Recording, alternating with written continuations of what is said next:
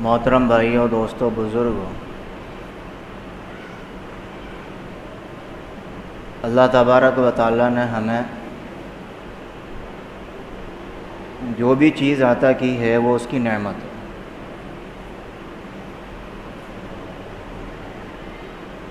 اور سب سے بڑی دولت جو رب نے ہمیں عطا کی ہے وہ ایمان کی دولت ہے۔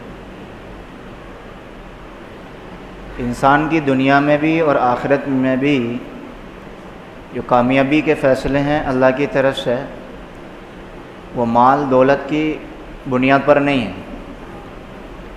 وہ ایمان کی بنیاد پر ہے۔ اللہ تعالیٰ ایک جگہ قرآن میں ارشاد فرماتا ہے وَأَنْتُمُ الْأَعْلَوْنَ إِن كُنتُم مُؤْمِنِينَ، اگر تم حقیقت میں ایمان والے ہو تو سر تمہارا ہی اونچا رہے گا۔ یہ اللہ تعالیٰ نے جگہ جگہ قرآن میں بیان فرمایا۔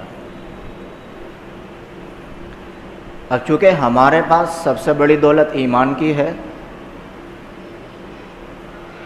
تو عقل کا تقاضا بھی یہی ہے، عقل بھی یہی کہتی ہے کہ بھئی جو سب سے بڑی دولت ہے اس کی فکر کرنی چاہیے۔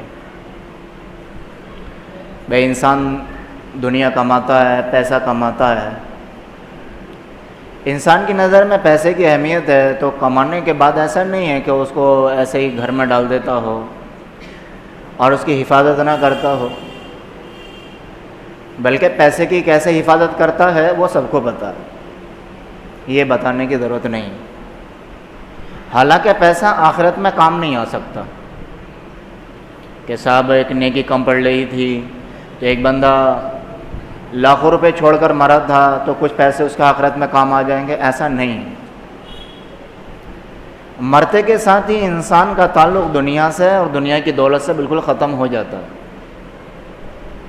ادھر انسان مرا اور ادھر اس کے پاس جتنی بھی دولت تھی دوسروں کا حق وابستہ ہو جاتا ہے، کسی کا 54 بھر، کسی کا 50 پیسے، کسی کا 75 پیسے، کسی کا 1 روپیہ، اس طریقے سے شریعت نے حصے متعین کیے ہیں۔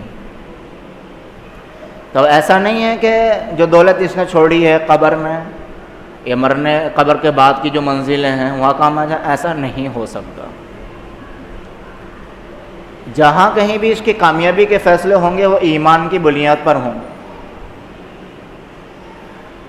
اور آج ہماری دنیا کی آنکھ کھلی ہوئی ہے، آخرت کا معاملہ ابھی ہمیں کچھ دکھائی نہیں دے رہا، اس لیے ہمیں ایمان کی اہمیت کا پتہ نہیں ہے۔ اللہ تعالیٰ ایک جگہ قرآن میں ارشاد فرماتا ہے ان الذین کفروا وماتوا وهم کفار فلن يقبل من احدهم ملء الارض ذهبا ولو افتدى به اولئک لهم عذاب علیم وما لهم من ناصرین، کہ جن لوگوں کا خاتمہ کفر پر ہوگا، جو لوگ کفر پر مریں گے۔ اب یہاں ایک بات اور بتا دوں میں آپ کو، ایسا نہیں ہے کہ کفر پر صرف کافر ہی مرے گا، ایسا نہیں، بلکہ ایسے بھی بہت لوگ ہوں گے جو ایمان والے تھے لیکن جب دنیا سے جا رہے ہیں تو ایمان ان کے ہاتھ سے چلا گیا، ایسا ہی بہت سارے لوگ ہوں گے۔ ایمان اتنی بڑی دولت ہے، اتنی بڑی دولت ہے کہ جب تک انسان کی سانس چل رہی ہے، جب تک شیطان سب سے زیادہ جو محنت کرتا ہے وہ ایمان پر کرتا ہے۔ ایک بہت بڑے اللہ والے گزرے ہیں، حضرت امام احمد بن حنبل رحمۃ اللہ علیہ، آخری وقت ہے ان کا اور غشی سی طاری ہو گئی ان کو، بے ہوشی سی۔ جب انسان کی روح نکلتی ہے تو وہ ایسا ہو جاتا ہے جیسے کہ بے ہوش ہو گیا، اور اس کی وجہ احادیث میں اور کتابوں میں یہ آئی ہے کہ بے ہوش کیوں کر دیا جاتا ہے اس وقت؟ اس وجہ سے کر دیا جاتا ہے کہ اگر اس وقت بے ہوش نہ کیا جائے، جو موت کا وقت ہوتا ہے، اور بغیر بے ہوشی کے اس کی روح نکالی جائے تو انسان کے اوپر اتنے سخت حالات ہوتے ہیں، اتنے سخت حالات ہوتے ہیں کہ اگر تلوار اس کے ہاتھ میں ہو تو تلوار سے اپنے گھر والوں پر حملہ کر دے گا۔ حضرت ابراہیم علیہ السلام نے موت کے فرشتے سے پوچھا تھا کہ جب انسان کی روح نکلتی ہے تو کیسے تکلیف ہوتی ہے. تو موت کے فرشتے نے کہا کہ اگر انسان کے اوپر ایک بار میں 300 تلواروں سے حملہ کیا جائے تو کتنی تکلیف ہوگی؟ کہ جی بہت ہوگی. تو موت کے فرشتے نے کہا کہ جب انسان کی روح نکلتی ہے تو ہر انسان پر اس سے بھی کہیں زیادہ تکلیف ہوتی ہے جتنا 300 مرتبہ تلوار کا وار کرنے سے ہوتی ہے، اس سے بھی کہیں زیادہ ہوتی ہے. لیکن انسان کے اوپر بے ہوشی اس تکلیف کا زیادہ احساس ہونے نہیں دیتی ہے. تو میں بتا رہا تھا کہ کفر پر خاتمہ صرف کافروں کا ہی نہیں ہوگا، بلکہ ایسے بھی بہت سارے لوگ ہوں گے کہ جو ایمان والے ہوں گے لیکن جب دنیا سے جا رہے ہوں گے تو ایمان سے ہاتھ دھو کے جا رہے ہوں گے. ایک حدیث شریف میں جناب محمد رسول اللہ صلی اللہ علیہ وسلم نے ارشاد فرمایا ایسے بہت سارے لوگ ہوں گے جو ایمان والی زندگی گزاریں گے لیکن آخری وقت ان کا جو خاتمہ ہوگا وہ کفر پر ہوگا. اور ایسے بھی بہت سارے لوگ ہوں گے جو پوری زندگی کفر پر گزاریں گے لیکن آخری جو خاتمہ ہوگا ان کا ایمان پر ہوگا. ایسا بھی ہے، ایسا بھی ہے اور ایسا بھی ہے. حضور صلی اللہ علیہ وسلم نے ایک مرتبہ صحابہ سے فرمایا کیا تم جانتے ہو ایک ایسے بندے کو جس نے کبھی زندگی میں نہ نماز نہیں پڑھی، روزہ نہیں رکھا، حج نہیں کیا، زکوٰۃ نہیں دی، یعنی کوئی بھی نیکی اس بندے نے نہیں کی ہے اور وہ ڈائریکٹ جنت میں جاتا مرنے کے بعد. اور صحابہ کے لیے تو بڑی عجیب بات تھی. اللہ کے رسول ایسا بندہ کون ہو سکتا ہے؟ آقا نے ارشاد فرمایا دیکھو ابھی ایک جنگ ہوئی ہے اور میرے پاس ایک چرواہا آیا جو کافر تھا اور میرے پاس آ کر کہنے لگا کہ یہ کیا ہو رہا ہے؟ تو میں نے کہا یہ ایمان اور کفر کی لڑائی ہو رہی کہ جو ایمان والے ہیں اگر وہ شہید ہو گئے تو انہیں کیا ملے گا؟ تو آقا نے فرمایا ڈائریکٹ جنت. تو چرواہے نے کہا مجھے کیا ملے گا حالانکہ میں نے تو کوئی نیکی نہیں کی ہے. تو آقا نے فرمایا اگر تو ایمان والوں کی طرف سے ایمان قبول کر کے لڑے اور شہید ہو جائے تو یہ بھی جنت. کیا وعدہ کرتے ہو؟ آقا نے فرمایا ہاں میرا وعدہ ہے. اب آقا کا وعدہ ہو اللہ خلاف کر دے ایسا نہیں ہو سکتا، کہیں سے بھی نہیں ہو سکتا. ایمان قبول کیا نبی کے ہاتھ اور تلوار لی اور جا کے شہید ہو گیا. آقا نے فرمایا یہ وہ بندہ ہے نہ نماز نہ روزہ نہ حج نہ زکوٰۃ اور شہید ہو گیا اور یہ ڈائریکٹ جنت میں چلا گیا. کتنا خوش نصیبی ہے. تو ہمارے پاس جو سب سے بڑی دولت ہے بھائیو وہ ہے کیا؟ ایمان. اللہ نے موقع دیا ہے اس ایمان کی ہم فکر کریں اور قدر بھی کریں. کہ انسان کا ایمان بنتا ہے نا تو نیکی کرنا آسان ہو جاتا ہے، گناہوں سے بچنا آسان ہو جاتا ہے. اور جب ایمان بنا ہوا نہیں ہوتا، طاقت نہیں ہوتی، مضبوطی نہیں ہوتی ایمان میں، تو بندے کے لیے نیکی کیا گناہ کیا سب برابر نظر آ جاتے ہیں. جب ایمان بنا ہوا ہوتا ہے تو گناہ کرتے ہوئے شرم محسوس ہوتی ہے، اور جب ایمان بنا ہوا ہوتا ہے تو نیکی کرنے کے بعد انسان کے دل کو خوشی محسوس ہوتی ہے. ایک حدیث شریف میں آقا نے فرمایا اذا سرت کا حسنتک، کہ جب تجھے تیری نیکی خوش کر دے، وساعت کا سیئتک، اور جب تیرا گناہ تجھے غمگین کر دے، جب تیرا گناہ تجھے غمگین کر دے، تجھے رنجیدہ کر دے اور تجھے توبہ کرنے پر آمادہ کر دے، فأنت مؤمن، آقا نے فرمایا تو سچا ایمان والا ہے. یہ نبی صلی اللہ علیہ وسلم نے اسٹیٹمنٹ دیا، یہ پیشین گوئی کی.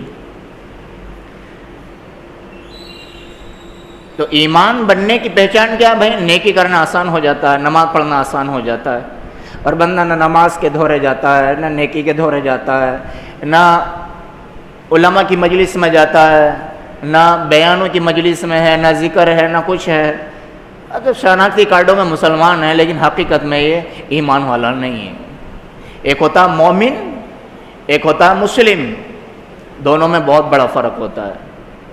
جو اللہ کی مان کے نبی کے طریقے پر زندگی گزارتا ہے یہ مومن ہے، جس کی قرآن میں تعریف ہے وَأَنْتُمُ الْأَعْلَوْنَ إِن كُنتُم مُؤْمِنِينَ. نہ نبی کی مانتا نہ رب کی مانتا، یہ مومن نہیں ہے، یہ مسلمان ہے بس، نا فرمان مسلمان. شناختی کارڈوں میں بھی ہے، ہر جگہ مسلمان ہے. لیکن حقیقت میں جس مسلمان ہونے کا تقاضا ہے قرآن میں، یہ وہ نہیں ہے. اور ایسے مسلمان پر اللہ کی کوئی مدد نہیں آتی ہے. آپ قرآن اٹھا کر کے دیکھ لیں، کہیں بھی یہ نہیں ہے کہ میں مسلمانوں کی مدد کروں گا. قرآن میں کہیں بھی نہیں ملے گا آپ کو کہ میں مسلمانوں کی مدد کروں گا، مسلمان کامیاب ہیں. ہر جگہ یہی ہے کہ میں ایمان والوں کی مدد کروں گا، مومنین کی مدد کروں گا، میں مومن کے ساتھ ہوں، میں ایمان والوں کے ساتھ ہوں. مسلمان کے لیے کوئی وعدہ نہیں ہے قرآن میں. تو اللہ تعالیٰ نے ہمیں ایمان دیا ہے، ایمان کی دولت دی ہے، تو اس کی ہم سب فکر کریں. اور اس گئے گزرے زمانے میں تو اور بھی زیادہ فکر کرنی ہے. آقا نے فرمایا ایک زمانہ آئے گا، رات کو سوئے گا ایمان والا ہوگا اور صبح کو اٹھے گا کافر ہو چکا ہوگا. اور آقا نے فرمایا صبح کو اٹھے گا ایمان والا ہوگا اور جب شام کو سوئے گا تو کافر ہو چکا ہوگا. ایک زمانہ آئے گا اور یہ وہی زمانہ چل رہا ہے، یہ وہی زمانہ چل رہا ہے. اور آج کل دیکھو انسان یہ سوچتا ہے کہ جی کافر تو صرف اس بات سے ہوتا ہے کہ غیر کے آگے سر جھکا دے، مورتی کے آگے سر جھکا دے. یہ سوچتے ہیں انسان کے اسی سے کافر ہوتا ہے. بہت ساری ایسی باتیں انسان ان باتوں سے بھی کافر ہو جاتا ہے. جیسے آج کل ایک زمانہ چل رہا ہے، کیا میں نے ایک دفعہ جمعے میں بھی یہ بیان کیا تھا، 2-3 میں مثالیں دے رہا ہوں کن باتوں سے بھی آدمی کافر ہو جاتا ہے. 2-3 مثالیں دے رہا ہوں. بیوی ہے کسی اور کی، نہ اس نے طلاق دی. جب طلاق نہیں دی تو عدت کا بھی کوئی مطلب نہیں ہے بھائی. نہ طلاق نہ عدت، آنکھ مٹکا کیا دوسرے سے اور اس کے ساتھ فرار ہو گئی، وہ بھی ایمان والی اور وہ بھی ایمان والا. 2-4 لوگوں نے سمجھایا یہ حرام ہے، قرآن اس کی اجازت نہیں دیتا، مانتا ہی نہیں کہ جی میں تو رکھوں گا، نہیں مانتا. سمجھانے کے بعد بھی نہیں مانتا. قرآن کا فیصلہ ہے یہ بندہ ایمان کے دائرے سے نکل چکا ہے. جب تک وہ عورت اس کے لیے حلال نہیں ہوگی، جب تک وہ طلاق نہ دے اور جب تک اس کی عدت نہ گزر جائے. یہ 2 چیزیں ہیں. کتنی چیزیں جی؟ 2 چیزیں. طلاق کے بعد عدت بھی گزرنا ضروری ہے، جب اس سے نکاح ہوگا. اگر بندہ نہیں مان رہا تو اب معلوم ہے شریعت کا فیصلہ کیا ہے، نکاح تو ہونا ہی نہیں ہے. اس کا کہیں بھی کوئی بھی پڑھا دے، نکاح نہیں ہو سکتا. قرآن کا فیصلہ ہے والمحصنات من النساء. قرآن کیا کہہ رہا ہے؟ والمحصنات من النساء. یہ 5ویں پارے کی پہلی آیت کا پہلا جملہ ہے. اس سے پہلے آیت ایک اور ہے، حرمت علیکم امہاتکم و بناتکم. وہ رشتے قرآن بیان کر رہا ہے جو ایک مرد کے لیے نکاح کے طور پر حرام ہیں. اور جب بیان کرتے کرتے کرتے آگے آیا تو اب قرآن کہہ رہا ہے والمحصنات من النساء، وہ عورتیں بھی کہ جو دوسروں کے نکاح میں ہیں ان سے بھی نکاح کرنا حرام ہے. تو قرآن کے حرام کو حلال سمجھنا، قرآن کے حرام کو حلال سمجھنا یا قرآن کے حلال کو حرام سمجھنا، اس سے انسان کیا ہو جاتا ہے؟ کافر ہو جاتا ہے. تو اس چیز سے بھی انسان. دوسری مثال، کسی بندے کے نکاح میں ایک عورت ہے اور سسرال میں سالی نوجوان تھی، اس سے آنکھ مٹک کیا، اسے لے کے فرار ہو گیا، یا اسے اپنے پاس بیوی بنا کے رکھنے لگا. اب معلوم ہے قرآن کا کیا فیصلہ ہے؟ جب تک کوئی عورت آپ کے نکاح میں ہے، جب تک وہ عورت مر نہ جائے یا آپ اس کو طلاق نہ دیں اور طلاق کے بعد اس کی عدت نہ گزر جائے، جب تک اس کی سگی بہن سے آپ نکاح نہیں کر سکتے. ان تجمعوا بین الاختین، قرآن نے بالکل صاف منع کر دیا ہے. میرے پاس ایسے کیسز آئے کہ دوسرے کی بیوی نہ طلاق نہ عدت اور رکھے پڑا ہے. اور یہ بھی کیسا آیا کہ بیوی نکاح میں ہے اور اس کی سگی بہن کو بیوی سمجھ کے رکھ رہا ہے. ان دونوں کام کے کرنے سے بندہ کافر ہو جاتا ہے. تو یہ بھی شیطان کے جال ہیں. کہتا ہے نا شیطان کبھی دولت کے راستے سے آئے گا، شیطان کبھی عورت کے راستے سے آئے گا، اور شیطان کبھی عہدے کے راستے سے آئے گا اور کوشش کیا ہے اس کی کہ کسی بھی طریقے سے اس کے ایمان کا جنازہ نکل دو۔ تو صرف یہ نہیں ہے کہ آدمی شرک کرنے سے مشرک ہو جاتا ہے، اللہ کا انکار کرنے سے کافر ہو جاتا ہے، اللہ کا انکار نہیں کر رہا لیکن یہ عمل کر رہا ہے اور مانتا ہی نہیں ہے، تو ایسے کاموں سے بندہ کافر ہو جاتا ہے۔ اور آگے بتاؤں، یہ جمعے کا بیان میرا چینل پہ بھی پڑا ہے، آگے اور بتاتا چلوں۔ ایسے لوگوں کا ساتھ دینا بھی ناجائز اور گناہ کی بات ہے۔ ایسے لوگوں سے میل جول رکھنا، بتاؤ جو انسان کافر ہو گیا اسے تو سلام کرنا بھی جائز نہیں، اس کے یہاں دعوت میں جانا، اس کو اپنے یہاں دعوت میں بلانا، یہ سب ناجائز اور حرام کام ہیں۔ کیوں؟ اگر اس کے ساتھ صحیح طریقے سے گھلیں گے ملیں گے تو اسے تو اور حوصلہ ملے گا، اور لوگوں کو بھی حوصلہ ملے گا، اور جب اس کا بائیکاٹ ہوگا تو دوسرے لوگ اس گناہ سے بچنے کی کوشش کریں گے کہ دیکھو اس کے ساتھ کیا کیا سماج کے لوگوں نے، معاشرے نے، اگر ہم کریں گے تو ہمارے ساتھ بھی ایسے ہو جائے گا۔ اور اگر یہ ہوا کہ وہ پھر ویسے ہی رہ رہا ہے تو پھر ایک راستہ مل جائے گا لوگوں کو کہ بھئی اس کے ساتھ کچھ نہیں ہوا تو ہمارے ساتھ بھی کچھ نہیں ہوگا۔ تو اس لیے شریعت ہر چیز کی پابندی لگاتی۔ تو بہرحال میں کہہ رہا تھا کہ ایمان اللہ تعالیٰ نے ہمیں بہت قیمتی دولت دی ہے، اور ایمان شیطان ہمارے پاس آ کر کے کس راستے سے ہمارا ایمان کو چھیننا چاہے یا کون سا وہ تانے بانے بنے، کچھ نہیں پتا، کچھ نہیں کہہ سکتے۔ معلوم ہے ایک اللہ والے جا رہے تھے تو شیطان سے ملاقات ہو گئی، تو شیطان کو دیکھا کہ اس کے اس کاندھے پر بھی جال ہے پھندے، اور اس کاندھے پر بھی جال ہے پھندے۔ تو شیطان سے ملاقات ہوئی، بھئی کون ہے؟ تو کہ میں شیطان ہوں۔ کہ کہاں جا رہے ہو؟ کہ لوگوں کے لیے جال بچھانے جا رہا ہوں، کسی کے لیے مارکیٹ میں بچھاؤں گا، کسی کے لیے گھر میں بچھاؤں گا، کسی کے لیے اس کی دکان پر بچھاؤں گا، اور لوگوں کو اس میں پھانسوں گا۔ تو وہ کہنے لگے کہ ہمارے نام کا جال کون سا ہے اس میں؟ وہ تو دکھا دے۔ تو معلوم ہے اس نے کیا کہا؟ آپ کے لیے جال کی ضرورت نہیں ہے، بغیر جال کے پھنستے ہو، بغیر جال کے پھنستے ہو آپ۔ اتنی بڑی چیز ہے شیطان، قسم کھا کے جو آیا ہے۔ حضرت خواجہ عبد القادر جیلانی کتنے بڑے اللہ کے ولی ہیں، اور بچے بچے کی زبان پہ بھی ان کا نام آتا ہے، کتنا پیار محبت سے آتا ہے۔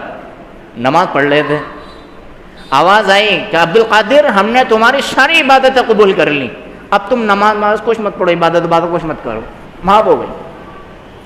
تھوڑی دیر نگاہ جھکائی، کہا انا للہ و انا الیہ راجعون، شیطان مردود ہے تو۔ کبھی بھی کسی بندے سے عبادت معاف نہیں ہو سکتی، چاہے نبی ہی کیوں نہ ہو۔ اللہ قرآن میں نبی سے فرما رہا ہے وَاعْبُدْ رَبَّكَ حَتَّى يَأْتِيَكَ الْيَقِينُ، اے نبی جی جب تک آپ دنیا میں ہیں، جب تک آپ کو عبادت کرنی ہے۔ تو نبی سے اللہ کہہ رہا ہے تو میں عبد القادر نبی کے پیر کی دھول کی برابر بھی نہیں، مجھ سے کیسے عبادت معاف ہو سکتی ہے؟ تو معلوم ہے شیطان جاتے جاتے ایک اور شوشہ چھوڑ کے گیا، کیا کہہ رہا معلوم ہے؟ ارے عبد القادر اپنے علم کی وجہ سے بچ گئے۔ کاہے کی وجہ سے؟ اپنے علم کی وجہ سے بچ گئے۔ ہم ہوتے ہاں میں اپنے علم کی وجہ سے بچ گیا، ہم جیسے ہوتے خوش ہو جاتے ہاں بھائی ہم اپنے علم کی وجہ سے بچے۔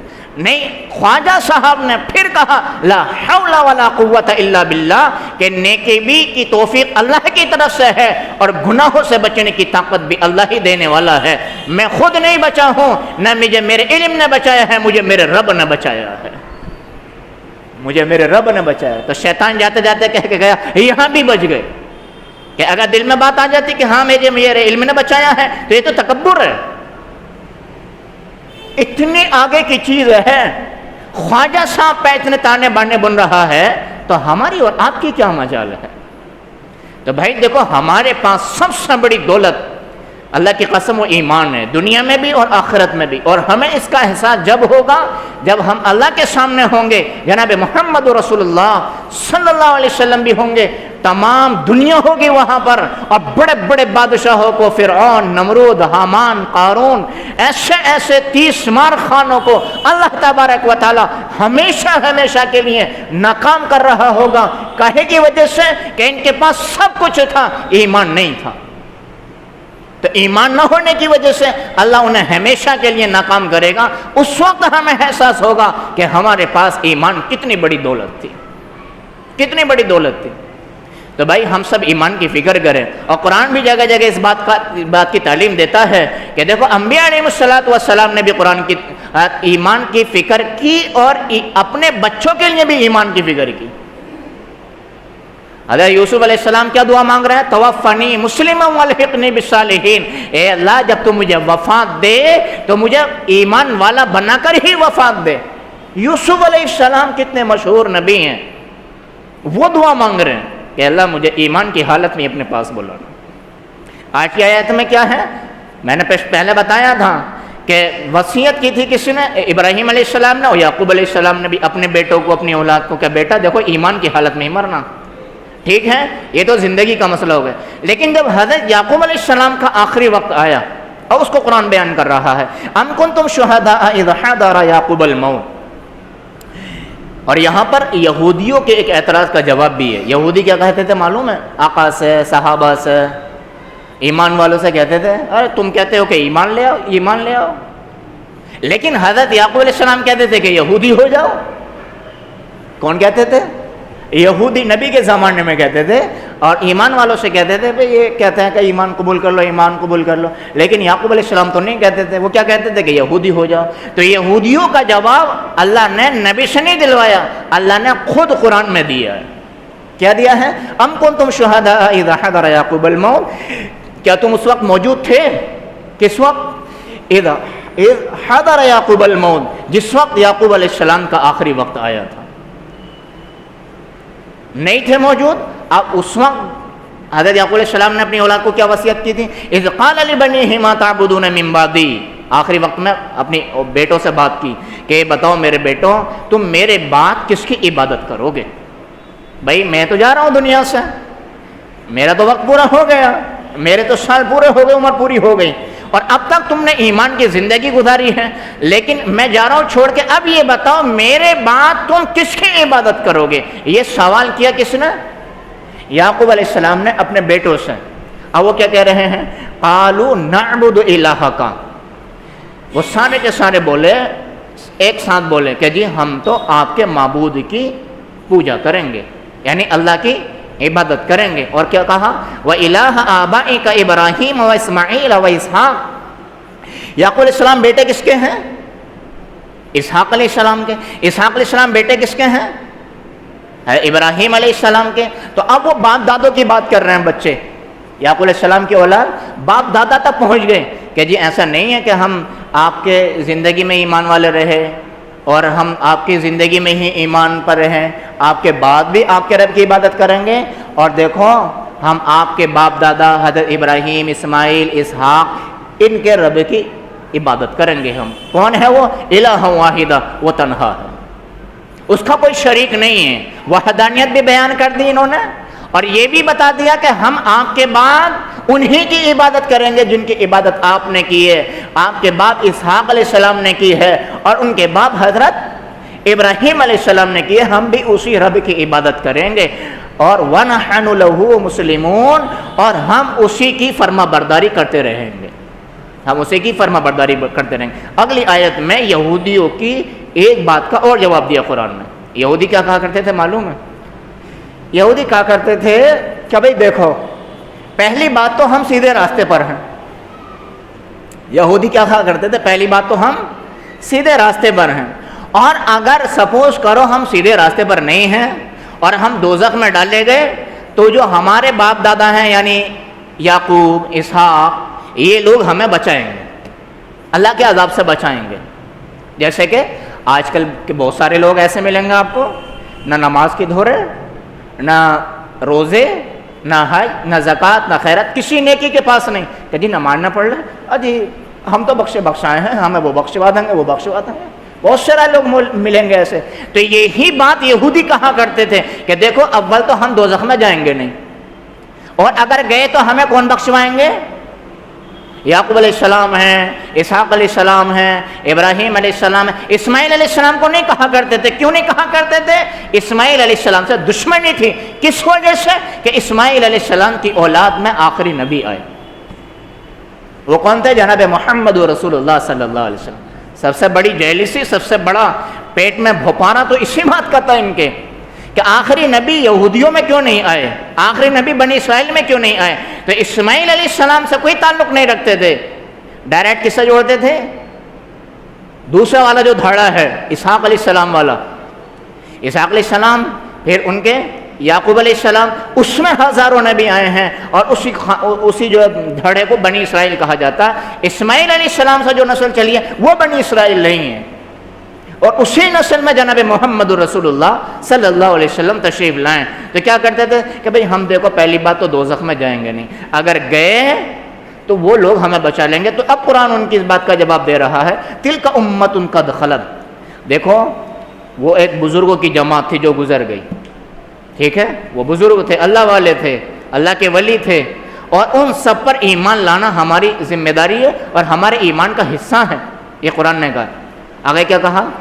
لہا ما کسبت، ان کے لیے وہ ہے جو انہوں نے کیا ہے، انہوں نے جو کیا ہے ان سے تمہیں کوئی سروکار نہیں ہے، ان کے لیے وہ ہے جو انہوں نے کیا ہے. وَلَكُمْ مَا كَسَبْتُمْ، اور تمہارے لیے وہ ہوگا جو تم کرو گے. نیکی کرو اجر ملے گا، گناہ کرو اس کا بھی بدلہ ضرور ملے گا. وَلَا تُسْأَلُونَ عَمَّا كَانُوا يَعْمَلُونَ، اور دیکھو تم سے ان کے کیے ہوئے کی پوچھ گچھ بالکل نہیں ہوگی. جو انہوں نے کیا تم سے نہیں پوچھا جائے گا، اور جو تم کر رہے ہو یہ ان سے نہیں پوچھا جائے گا. یہاں سے یہ پتہ چلا کہ اگر مثال کے طور پر بھائی کون ماں باپ ایسا ہے جو یہ چاہتی ہے کہ ان کی اولاد بگڑ جائے؟ کون ماں باپ ایسا؟ نہ بیٹا نہ بیٹی، کسی کے بارے میں نہیں چاہتے کہ بھئی ہماری اولاد بگڑے. تو اگر کسی کی اولاد بگڑ جائے زندگی میں یا مرنے کے بعد اور وہ غلط روش پہ چل رہے ہیں تو ان کی وجہ سے ماں باپ کو گناہ نہیں ہوگا، ماں باپ سے پوچھ تاچھ نہیں ہوگی. ہاں وہ گناہ کہ جس گناہوں پر ماں باپ نے لگایا ہے، اور وہ گناہ کہ جن سے روک سکتے تھے ماں باپ نے نہیں روکا ہے اور وہ چلے گئے، تو پھر پوچھ تاچھ ہوگی اللہ کے ہاں کہ تمہارا ہولڈ چلتا تھا، تم روک سکتے تھے لیکن تم نے نہیں روکا، تمہاری ذمہ داری تھی، نہیں روکا، اب اس کا جواب دو. لیکن روکا بھی اور دباؤ بھی بنایا، ٹارچر بھی کیا، سب کچھ کیا، ساری محنت کی، پھر بھی اولاد شرابی بن گئی، جواری بن گئی، چور اچکے کرنے لگی، کوئی الٹی سیدھی حرکتیں کرنے لگی. ماں باپ کی محنت کے باوجود، ان کی فکر کے باوجود بھی اگر پھر بھی راہ راست پر نہیں ہے تو اب ماں باپ سے کچھ نہیں پوچھا جائے گا. دوسرا پہلو، ماں باپ گناہ کر رہے ہیں، اولاد سے نہیں پوچھا جائے گا. جیسے یہ بنی اسرائیل نے کتنی حرام کاریاں کی ہیں، کتنی مکاریاں کی ہیں، تو اب یہ جو کہتے ہیں کہ وہ بچا لیں گے ہمیں، تو اب ان سے پوچھا نہیں جائے گا کہ انہوں نے ایسے گڑبڑ کیوں کی ہے، یا ایسی حرام جدی کیوں کی ہے، یہ اللہ کی اور وقت کے نبی کی نافرمانی کیوں کی ہے. انبیاء علیہ السلام سے نہیں پوچھا جائے گا. تو یہ قرآن میں جگہ ہے نا، وَلَا تَزِرُ وَازِرَةٌ وِزْرَ أُخْرَىٰ، کہ کوئی کسی کا بوجھ نہیں اٹھائے گا، جو کرے گا وہ بھرے گا. ایک دفعہ حضور صلی اللہ علیہ وسلم جمعے کے دن منبر پر آئے اور آ کر کے کہا الدیان لا یموت کما تدین تدان، کہ دیکھو حساب لینے والا کون ہے؟ اللہ ہے، اس سے کبھی موت نہیں آئے گی، وہ ہمیشہ سے زندہ ہے اور ہمیشہ رہے گا، ہمیشہ سے ہے ہمیشہ رہے، اس سے کبھی زوال نہیں آتا. اور آقا نے فرمایا کما تدین تدان، جیسا کرو گے بھائی ویسا بھرو گے. اور آگے تو ایک جملہ ہے نا مشہور، لوگوں کی زبان پہ رہتا ہے کہ جیسی کرنی ویسی بھرنی، نہ ماننے تو کر کے دیکھ، جنت بھی ہے دوزخ بھی ہے، نہ ماننے تو مر کے دیکھ.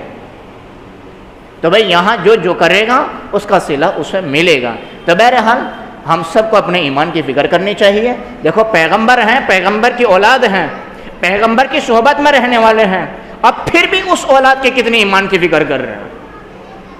اور یہاں تو جب سے بچہ آنکھ کھولتا ہے ایمان کے خلاف آوازیں، باہر دیکھو ایمان کے خلاف، گھر میں دیکھو ایمان کے خلاف، اپنے کہیں بھی جا رہے ہیں ایمان کے خلاف. تو یہاں تو اور بھی زیادہ ایمان کی ہم سب کو فکر کرنی چاہیے. اللہ سے دعا ہے کہ اللہ تعالی ہم سب کے ایمان کی حفاظت فرمائے اور ہم سب کو زیادہ سے زیادہ اپنے ایمان کی فکر کرنے کی توفیق عطا فرمائے.